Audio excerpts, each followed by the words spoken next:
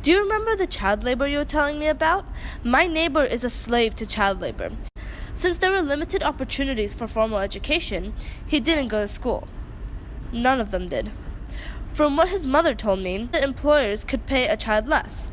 And since the boy was expected to bring home money, he took the job. There were also many cases that reported abuse from factory supervisors. Our British government tried to limit child labor by forming the first general laws against it in 1833 to 1844, called the Factory Act.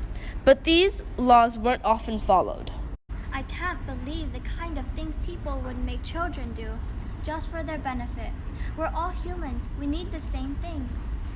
Taking advantage of someone who has less than you is just plain wicked. I don't understand how people can just stand there and do nothing, while such ruinous acts are terrorizing the lives of so many problems created with not enough solutions. My father just told me about his rise to greatness. His words, not mine. My father told me about how he started off laboring away in a steel mill. He told me that he used to earn 7 shillings per week.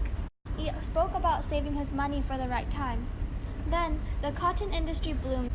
He invested all the money he saved up, putting it all into his business. He ignored the risk and became an entrepreneur by starting his business. As time passed, he forged a monopoly in the textile industry, becoming one of its sole leaders. He took a journey through the social classes, starting from the working class. He earned more money as people demanded more and more of his products, shifting into the lower middle class. As the market grew, the buying and selling grew, he moved higher, entering the upper middle class. At this time, he had enough money to have a surplus in stock, to have an extra supply of goods on hand for customers. He supported the idea of capitalism, this economic system based on private ownership of the means of production and operation of their own profit. I know I haven't written in a long time, and I'm sorry for that. Something suddenly came up. I totally understand what you're saying. The rising wages, the improved living conditions, the creation of the middle class. All good effects. I'm sorry this is so short, but I really don't have much time. I'm just glad I was able to get this out to you. Let's not talk about such depressing topics. I learned more about the good aspects of the Industrial Revolution, like the major advancements in technology. One of the inventions was the cotton engine, cotton gin for short. Eli Whitney was one of the first to develop the cotton gin. This technology made the South the world's biggest producer and exporter of cotton. My father got most of his business from there. Another invention that I learned about is James Watt's steam engine, made in 1775. It improved not only the speed of transportation, but also the speed at which machines could manufacture products. It was the first truly reliable steam engine. It was the foundation for locomotives and many of the textile machines. Speaking of the James Watt steam engine, at the beginning of the Industrial Revolution, you could only go through transport inland by navigable rivers and roads. Coastal vessels were used to move heavy goods by sea. Animals used to transport goods on land.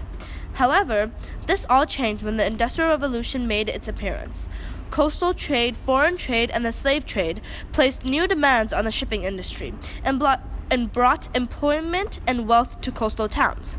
James Watt's steam engine and the usage of iron and steel in the design of merchant ships made sea travel faster and more reliable. My father was talking about how we don't have a lot of money. I think what we have is enough. My house is humongous, designed to look like a castle. It has towers and is surrounded by a massive garden. We get to dine on monkeys, freshwater crabs, frogs, and a variety of birds. We are a part of the top 5% of the population that receives 33% of the nation's income. One of my neighbors was telling me about the kind of houses she used to live in. Apparently, she used to live in a very small house on a cramped street. Back-to-back terrace housing was popular during this time. 2 houses would share a wall, or the wall of a house would be directly connected to a factory or another building. Due to 3 3 of the 4 walls being shared with surrounding buildings, back-to-back houses didn't have much lighting and were poorly ventilated with a low standard of sanitation. My father told me about this theory today. It's called the trickle-down theory. The trickle-down theory says the money earned by a tycoon or someone rich is going to trickle down to the poor.